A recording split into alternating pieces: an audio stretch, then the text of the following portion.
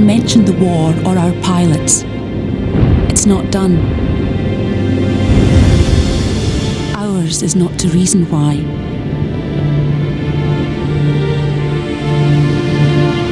I felt myself fading away into oblivion. I lay there almost sobbing. So this was war. What a terrible sight. Our boys, only a few hours ago so full of life, now lying at the bottom of the boat.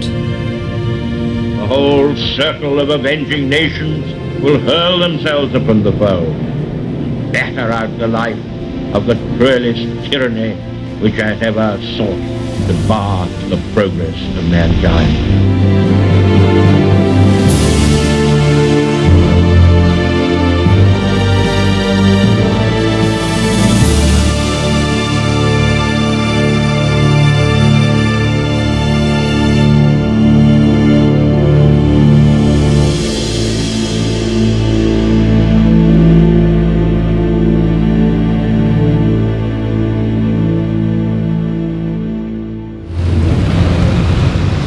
Autumn 1942.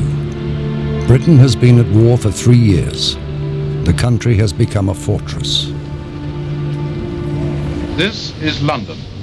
Listeners here, throughout the Empire, and in the United States of America, will hear the Prime Minister, the Right Honourable Winston Churchill.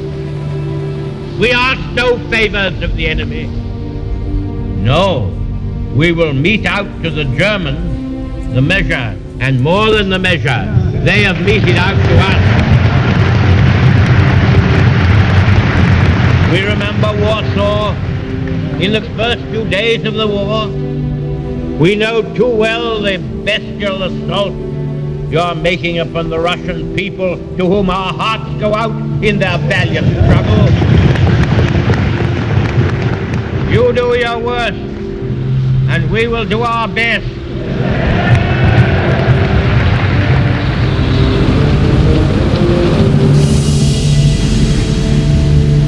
Halifax, Nova Scotia.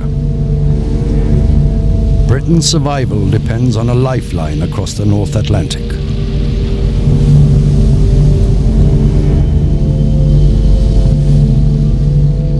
The United States and the Empire feed Britain with essential supplies, weapons, and men.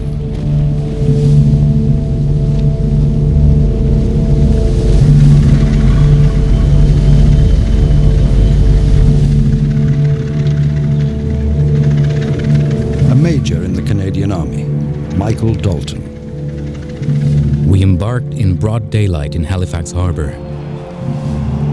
There was an air of anticipation. These young men had strange new feelings coursing through their veins. We were escorted by HMS Revenge, a huge battleship, and by destroyers and cruisers to guard against submarines.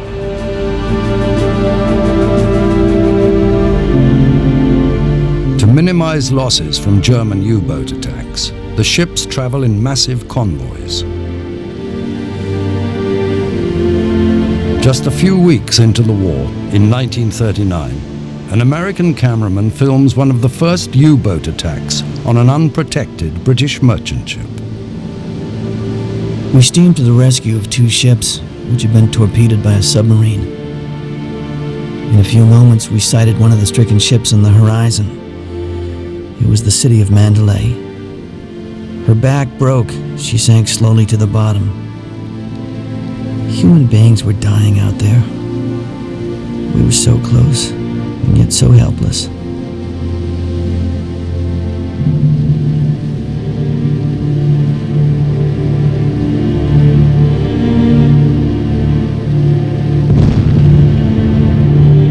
Night came before we reached the survivors in the water. Many were severely wounded. We worked desperately all night long to save some 300 lives. The sun rose the next morning just the same, to find our decks covered with the injured. Cared for by one of the women passengers, was a tiny baby who had lost its mother. It was a bleak morning when a little group of mourners gathered to bury one of the wounded officers who had died in the night. The body was draped in the stars and stripes, as we had no British flag on board. A simple service was read over his body. Then we gave him back to the ocean, from which only a few short hours before we'd rescued him.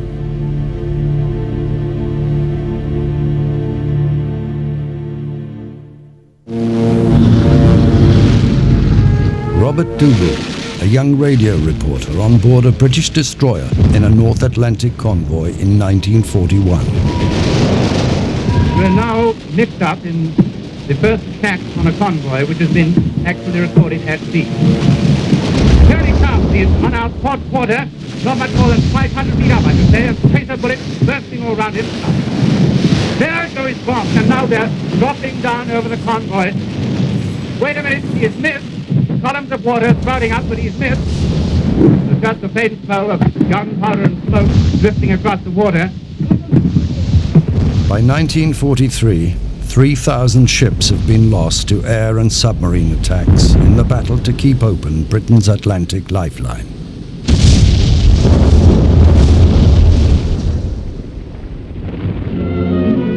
This is London calling. Something going on in Britain now. Salvage drives are sweeping the country, for salvage is playing a great part in the manufacture of armaments. Nothing is being wasted anywhere. British civilians are being told not to waste anything. Florence Speed in Streatham finds the salvage drives, saving schemes and hardships on the home front ever more demanding. Bomb sites are being cleared. Ethel took down the blackout this morning to find workmen removing the iron railings around the front garden. That is the beginning of a story of determination that can end on the battlefields of Russia. They were using a blow lamp, which sent out thousands of sparks. It was a pretty sight, even though the effect was like an incendiary. Lord Beaverbrook's own London house is giving up its iron railing. Beaverbrook asked for pots and pans and even kettles. Up and down the country, it's the same story. All of us except Bertha have agreed to part with our hot water bottles and are waiting to see if Nora will part with any of her kitchen utensils.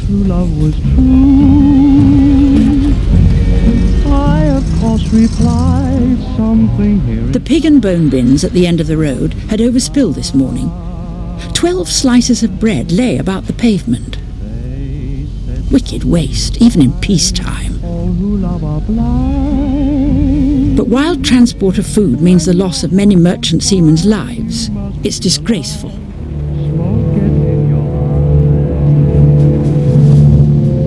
But in the summer of 1943, improvements in Allied intelligence and the extended range of air cover begin to turn the tide in the Battle of the Atlantic. The British, American and Canadian forces of the sea and air hurled their strength upon the U-boat. It ended in the total defeat of the U-boat attack. Staggered by these deadly losses, the U-boats have recoiled to lick their wounds and mourn their dead. Now, we have had in June the best month from every point of view we have ever known in the whole 46 months of the war.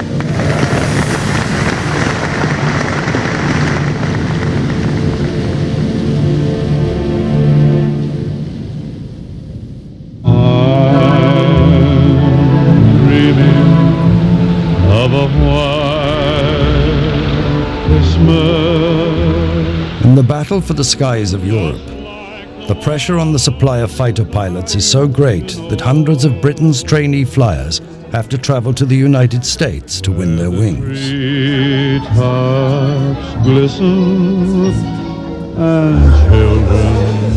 From the Spartan School of Aviation in Tulsa, Oklahoma, David Green writes to his mother in Middlesex.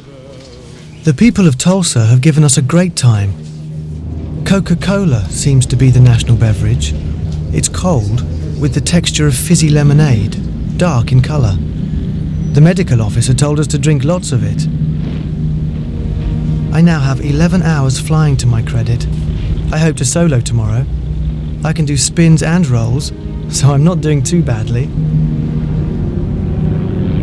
After getting his wings, David Green flies fighters in the Mediterranean throughout the rest of the war.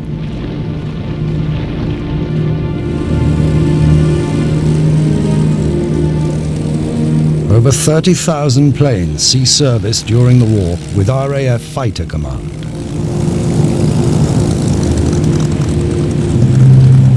Neville Duke from Tunbridge wins a DSO, DFC and 2 bars, flying Spitfires in the Mediterranean. He becomes one of the RAF's most decorated pilots. I love flying. 1 minute nipping along the deck at 0 feet, and then with just a gentle pull on the stick, soaring up and up.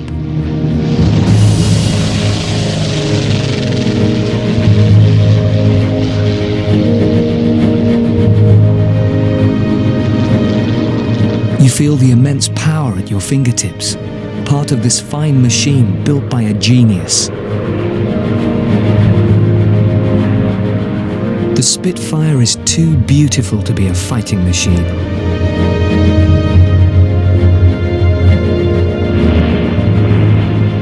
But then, what better weapon of war could you want?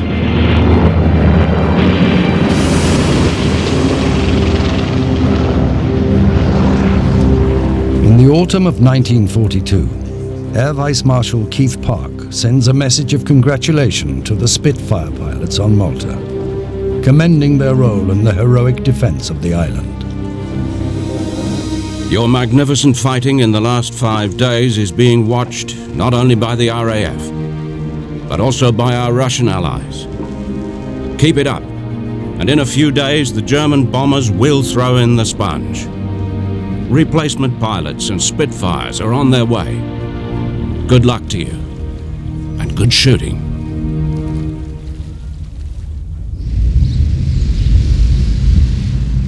Bomber Command, another wing of British air power.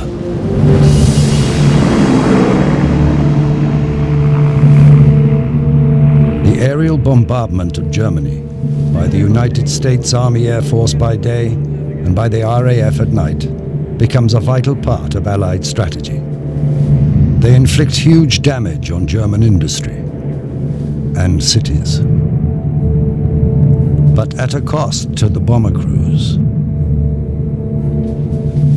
In a control room of Bomber Command, a WAF shares her private thoughts with the Mass Observation Survey. I hardly ever mention the war or our pilots. It's not done. It's not that we're indifferent. We realise what a minute cog we are in the machinery and how little good it would do to worry. Ours is not to reason why. February 15th, 1944. Ralph Clayton from Cornwall, a 22-year-old navigator in a Lancaster bomber, writes a hurried note to his parents on the eve of a mission to bomb Berlin, the last of his current tour of duty. I'll be coming home very soon. I expect to arrive at Red Ruth on the evening of the 18th. I'm delighted my DFC has come through so quickly. I hope you're all in good spirits. Love always, Ralph.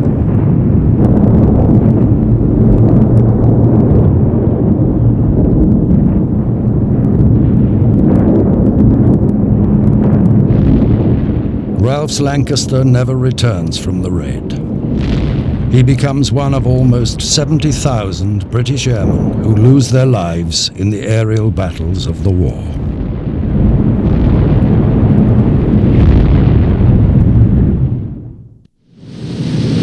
July 1943. From bases in North Africa, a massive American and British fleet is preparing to strike at Italy, what Churchill calls Hitler's soft underbelly. Nearly 500,000 men, 4,000 aircraft, 3,000 warships. The invasion of Sicily.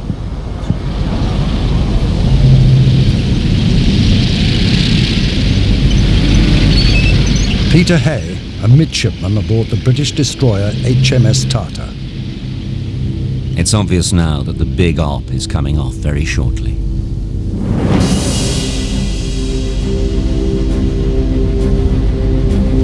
Officers are in their cabins working away frantically, with notices on the doors saying knock and wait, so as to give time to hide the secret papers.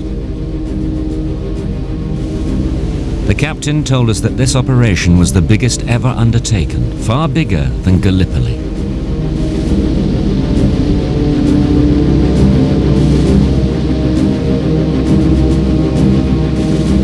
The British troops will attack on the southeast coast of Sicily, the Americans on the southwest.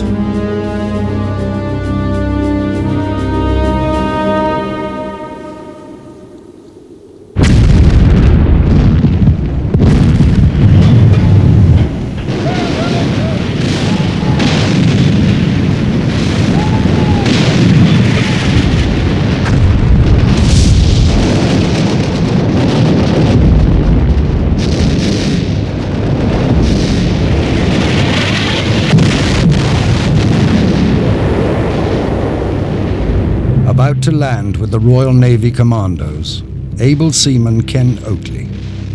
At last the order came. Lower the boats. We were away.